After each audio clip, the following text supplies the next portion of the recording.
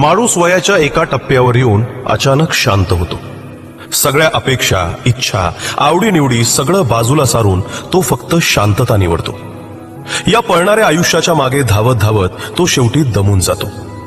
वाद, ताणतणाव, नात्यातलं राजकारण ह्या सगळ्या गोष्टींचा भार इतका जड होतो की कोणीतरी आपल्याला समजून घ्यावं ही छोट्यातली छोटी अपेक्षाही तो आतच गिळून टाकतो.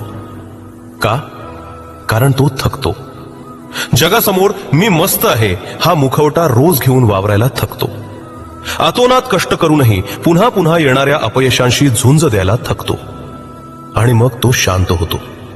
रागाने नाही, उद्वेगाने नाही, तर स्वतःला वाचवण्यासाठी, स्वतःला पुन्हा सावरायला, स्वतःकडे शांतपणे परत यायला.